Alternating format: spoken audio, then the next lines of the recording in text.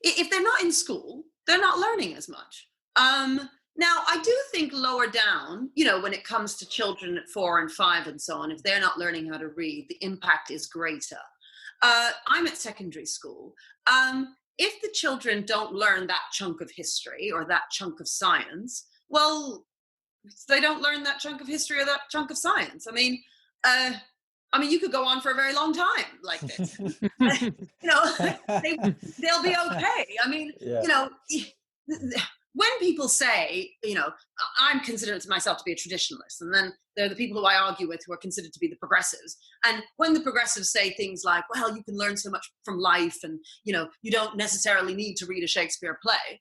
Well, it's sort of true in the sense that, you're not going to die if you haven't read Shakespeare. You're going to be okay. I don't think your life is going to be as interesting. I think it would be a shame if you've never read Shakespeare. And so they are missing out on certain bits of learning, but they'll still learn when they come back. And what I would stress is that we mustn't assume that those children were all learning loads before.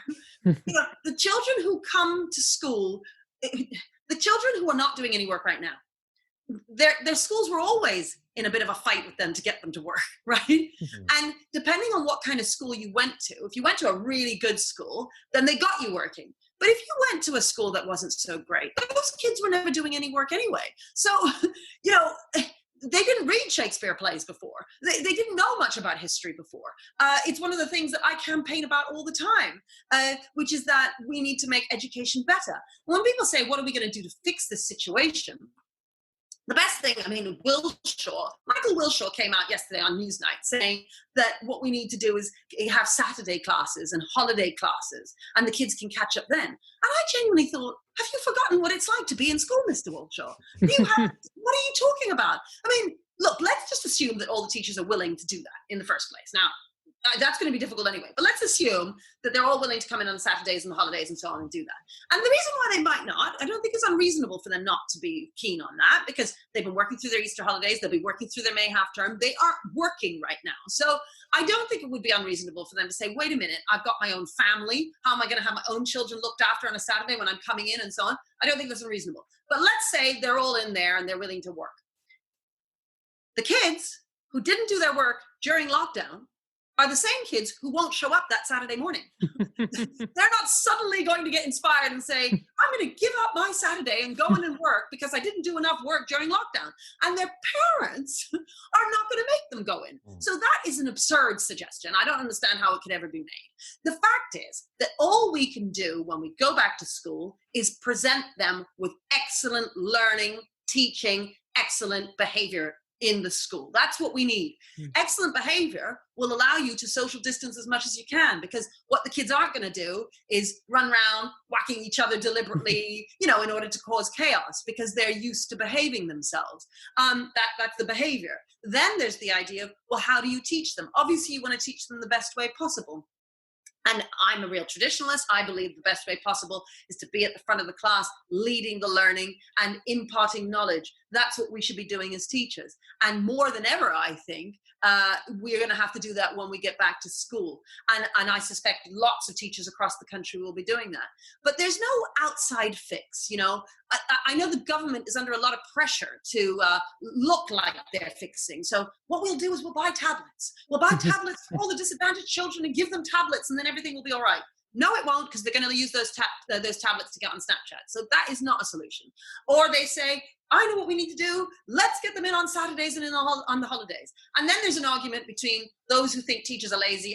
They just don't want to teach on Saturdays. And then there's the ones who say, no, we've got to get them in on Saturdays. Well, is anybody showing up, is my point. If the kids aren't there, then there's no point in having this conversation. So it is complex. It is difficult. There is no particular solution apart from really good teaching when we come back, really good thinking.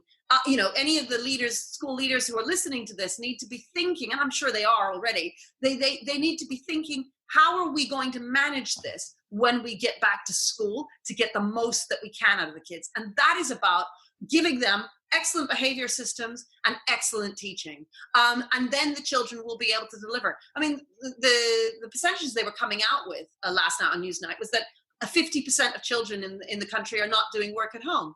And that's what they know. So if they know that 50% aren't doing it, that means far more than 50% aren't doing it. Now, I suspect at the better schools, we find over 80% of our kids are doing the work, and we know it. So, we know it for certain. We're not being fooled, and that's because we've thought about how they're going to fool us, and we've got our spreadsheet, and we've got our phone calls, and we've got everything happening, so we know.